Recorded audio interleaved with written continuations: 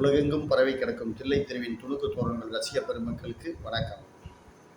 காலையில் ஒரு நியூஸ் பார்த்தேன் தினமலரில். குன்றத்தூர் மாதா நகரில் தெரு வாசலில் ஒரு வீட்டு வாசலில் ஒரு பானிபூரி ஸ்டால் இருக்குது. அதில் பானிபூரி வாங்கி பிச்சைக்காரர்கள் சொல்லக்கூடாது, இருந்தாலும் அந்த பேப்பரில் அப்படி போட்டிருந்ததுனால சொல்கிறேன். வாழ்வின் கடைநிலை ஜீவராசிகள்னு வேணால் சொல்லலாம்.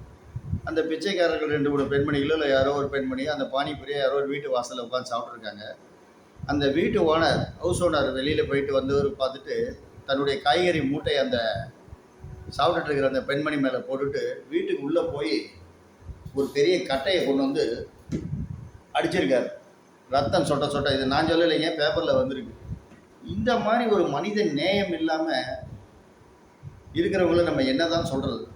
வர வர இந்தியாவில் மனிதாபிமானங்கிறது ரொம்ப குறைஞ்சி போச்சு.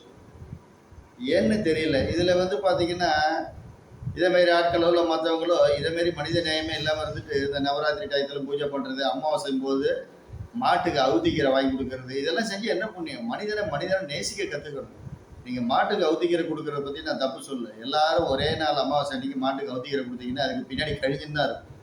அதே மற்ற நாளில் ஒன்று கொடுங்க, அதுக்கு பாலாவது நல்லா சுரக்கும், உங்கள் வீட்டு பிள்ளைகளுக்கு பால் கிடைக்கும். இதனால் தேவையில்லாத மனிதாபிமானமே இல்லாத செயல்முறைகள்லாம் வன்மையாக கண்டிக்கக்கூடியது. இது ரொம்ப வருத்தமாக இருந்தது இந்த நியூஸை நான் இன்றைக்கி பேப்பரில் பார்க்கும்போது.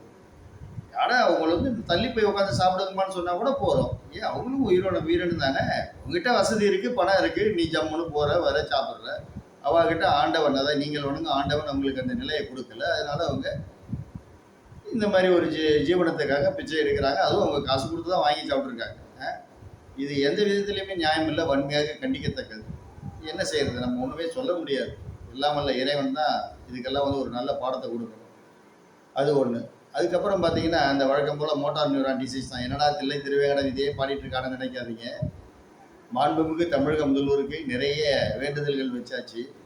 நேரடியாகவே மாண்புமிகு துணை முதல்வர் அவர்களுடைய அலுவலகத்துக்கு சென்று அவருடைய பிஏடியும் பார்த்து ஒரு பெரிய புக்லெட் கொடுத்து என்னுடைய இன்றைய நிலைமையை அவருக்கு க்ளீனாக படம் போட்டு காமிச்சிட்டு வேண்டிகிட்டு வந்திருக்கேன். ஏதாவது ஒரு வழி பண்ணுங்க அப்படின்னு. எனக்கு வேலையும் கொடுக்க விடவில்லை, இருக்க வீடும் கொடுக்கப்படவில்லை. இது ரெண்டுமே இல்லைனாலும் பரவாயில்ல, எனக்கு ஏதாவது ஒரு அமௌண்ட்டை என் மனைவி பேர்லையும் ஜாயிண்ட் அக்கௌண்ட்டாக டெபாசிட் பண்ணுங்கள், அதில் வர வட்டியை வச்சுக்கிட்டாது நான் அவள் உயிரோடு இருக்கும் வரையோ இல்லை நான் உயிரோடு இருக்க வரையோ அந்த ஜீவனத்தை நடத்திக் கொள்கிறோம் என்று சொன்னேன். ஒரு கேஷ்டேக்கரை போட்டுட்டு அதுக்கு இதுவரைக்கும் எந்தவித பராமரிப்பிலும் இல்லை. தமிழக கவர்னர் அவர்களையும் பார்த்தேன்னா அவரை பார்க்கல. அவருடைய பிஏ கிட்ட மனு கொடுத்துருக்கு, அதுவும் இல்லை.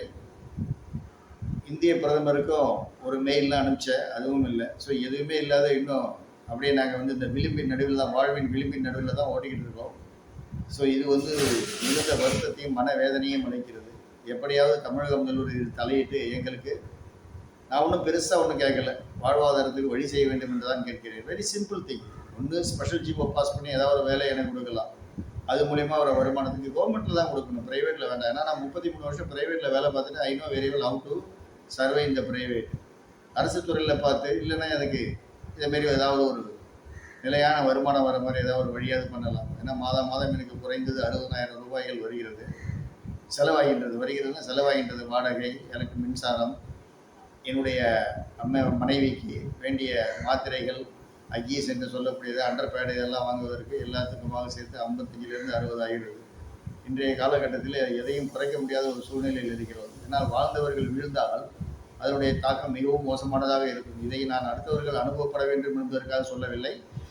என் அனுபவம் மிக மிக கொடுமையானது. அதனால தான் நான் யூடியூப்லாம் கூட போட்டிருக்கேன். குமுதம் மூலிமா யூடியூப்பில் போட்டேன். அது மூலிமா சில நல்ல மனம் படைத்தவர்கள், இரக்க குணம் படைத்தவர்கள் உதவி செய்து கொண்டு வருகிறார்கள். அவர்களுக்கு என்னுடைய சிரம் தாழ்ந்த நன்றியையும் வணக்கத்தையும் தெரிவித்துக் கொள்கிறேன். இன்னும் நல்லவர்கள் நாட்டிலே அங்கொன்றும் இங்கொன்றுமாக இருப்பதனால்தான் பருவம் தவறினாலும் மழை பெய்து கொண்டிருக்கிறது. பஞ்சம் வறட்சி என்பது இல்லாமல் இருக்கின்றது. காரணம் அதே போல் நல்லவர்கள் அங்கொன்று இங்கொன்றுமாக இருக்கிறார்கள். அதனால் மாண்புமிகு தமிழக முதல்வர்கள் தயவு செய்து தலையிட்டு எங்களுக்கு ஏதாவது ஒரு வழி செய்ய வேண்டும். நானே எல்லாத்தையும் சொல்லிட்டேன் வழியே. அதனால் அவர் சிம்பிளாக ஓகே சொன்னார்னா போகிறோம்.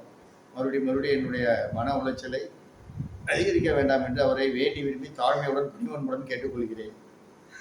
அடுத்தபடியாக பழையபடி விளம்பரத்துக்கே ஒரு நாள் விளம்பரம் மக்களை மெஸ்மரிசம் பண்ணுது. மெஸ்மரிசம்னா மயக்குவது. இந்த மை போட்டு செப்புடு வித்தைக்காரன் சொல்லுவான அதுமாரி அந்த விளம்பரத்தை கண்டு மயங்கி தயவு செய்து பொருட்களை வாங்கி வீட்டில் குவித்து கொண்டு குப்பைகளை சேர்த்து கொண்டு டெங்கு கொசுவும் சிக்கன் குனியாவும் மட்டன் குனியாவும் வரவழைத்துக் கொள்ளாதீர்கள். நீங்கள் வாங்கக்கூடிய ஷாப்பிங் செல்லக்கூடிய எல்லா பொருட்களுமே கெடுதல் தான், நான் இல்லைன்னு சொல்லலை. எல்லாத்துலேயும் நீங்கள் அதை டெஸ்ட்னு ஒன்று பண்ணீங்கன்னா அதில் வில்லகம் தான் இருக்கும். அதுக்காக இந்த உலகத்தில் வாழாத இருக்க முடியாது. நம்ம சுவாசிக்கிற காற்றே மாசடைஞ்சு போச்சு. இருந்தாலும் we have to minimise the purchases. நமக்கு என்ன வேணுமோ அன்றாட வாழ்விற்கு என்ன தேவையோ அதை எடுத்துக்கிட்டால் போதும். அந்த காலத்தில் பார்த்தீங்கன்னா 30 ஆண்டுகளுக்கு முன்னாடியெல்லாம் ஒரு மாதமும் மளிகை சாமான் லிஸ்ட்டுன்னு ஒன்று போடுவாங்க. வீட்டில் இருக்கிற அம்மாக்கள் மனைவிமார்கள் அதை அப்பா கொண்டு போய் கடையில் கொடுத்து 10 வரவு கடை அந்த மாதம் வாங்கிக்கிட்டு போன மாதம் வாங்கின பணத்தை கொடுத்துட்டு இந்த மாதம் புது லிஸ்ட்டுக்கு அடுத்த மாதம் கடை வச்சுட்டு வருவார். அது அந்த 30 நாளைக்கு கரெக்டாக வரும். டெய்லி காய்கறியை மட்டும் அன்னைக்கு மார்க்கெட்டில் ஃப்ரெஷ்ஷாக போய் வாங்கிப்பாங்க. அந்த காலத்தில் ஃப்ரிட்ஜெல்லாம் கிடையாது, குளிர் சாதன பெட்டி கிடையாது, ஏசி கிடையாது. ஒரே ஒரு டேபிள் ஃபேன் இருக்கும், மேலே பணக்கார வீடாக இருந்தால் ஒரு சீலிங் ஃபேன் இருக்கும். அதில் வாங்கும்பொழுது எந்த வித கொரோனாவும் வரவில்லை. எந்த ஒரு சிக்கன் குனியா, மட்டன் குனியா, டக்கு குனியா, பறவை காய்ச்சல், மயில் காய்ச்சல், புயல் காய்ச்சல் எதுவும் வரல. ஆனால் இப்போ எல்லாம் நம்ம நாகரிகங்கிற பேரில் நம்ம அநியாயத்துக்கு எல்லாத்தையும் அழித்து கொண்டு வருகிறோம், பழைய நடைமுறைகளை. அதனால் என்ன ஆகுது, எல்லாமே நம்மளை நாடி வருது. காட்டில் இருக்கிறதெல்லாம் நாட்டுக்குள்ளே வந்துருச்சு. காரணம், காடை அழித்து நம்ம ரோடை போட்டுட்டோம். அப்போ என்ன ஆகும், அந்த விலங்குகளுக்கு ஏது வழி வாழ்விடம்? அதுக்கு இருக்கிற இடத்துல நம்ம வாழ்க்கை கொண்டு போனோம்னா அது எங்கே போகணும், நம்மளுடைய வழித்தடத்தில் தான் வரும். ஸோ அதனால் காடை காடாக மாற்றுவோம். அதாவது அமெரிக்காலாம் பார்த்தீங்கன்னா, நான் படிச்சிருக்கேன். உடனே நீங்கள் தெளித்து அமெரிக்கா போனாரான்னு சொல்லக்கூடாது. வெளிநாடுகள்லாம் மேலை நாடுகள் என்று சொல்லக்கூடிய நாடுகளுக்கு சென்றால் ஒரு வீடு கட்டுவதாக இருந்தால் அதை சுற்றி இருக்கும் மரங்களை டிஸ்டர்ப் பண்ணாமல் தான் வீடு கட்டுவோம். பிளான் பண்ணுறது அப்படி தான் பண்ணுவோம். அந்த மரமும் காற்றும் அவர்களுக்கு தேவை என்பதை உணர்ந்து கொண்டு இருக்கிறார்கள். நாமளே ஒரு 100 ஆண்டுகளுக்கு முன்னாடிலாம் மரம், நீர், நிலம், நீச்சு, வாய்க்கு கிணறு, வாய்க்கால், ஆறு இவர்களோட தான் நம்ம வாழ்ந்தோம். நீர்நிலைகளோடு தான் சேர்ந்து வாழ்ந்துருக்கோம். ஆனால் இப்போ தான் எல்லாத்தையும் வெட்டி கடாசிட்டு ஒரே காங்கிரீட்டாக போட்டு பால்கனிலேருந்து வேடிக்கை பார்க்குறோம். வேடிக்கை பார்த்தா என்ன இருக்குது, ஒன்றுமே இல்லை, நல்ல காற்றே வராது. வெளிநாடுகளில் வீடுகள் கட்டும்போது மரங்களுக்கு பாதுகாப்பை செய்துவிட்டு தான் கட்டுகிறார்கள். ஆனால் நாம் ஒரு வீடை கட்டுறோம்னா நம்ம பிளாட்டில் ஒரு மரம் இருந்ததுன்னா ஃபஸ்ட்டு அதை தான் வெட்டுவோம். பூமி பூஜை போடும்போது அந்த மரத்தை வெட்டிட்டு தான் அதுக்கப்புறம் வேணுடைய ஒப்புக்கு வீட்டுக்குள்ளே போய் குரோட்டன்ஸ் மரத்தையும் மற்ற மரங்களையும் வைக்கிறதுல என்ன புண்ணியம்? இருக்கிறத பாதுகாக்கிற மொழியை புதுசாக ஒன்று கொண்டு வருவதுங்கிறது அம்பக்கு. அதாவது அது ஒரு விதமான என்ன தற்பெருமைன்னு சொல்லலாம். அதனால் நிறைய பேசிக்கொண்டே போகலாம். காணொலியுடைய நீளம் அதிகமாகி உங்களுடைய பார்வைக்கு சோர்வடைந்து விடும்.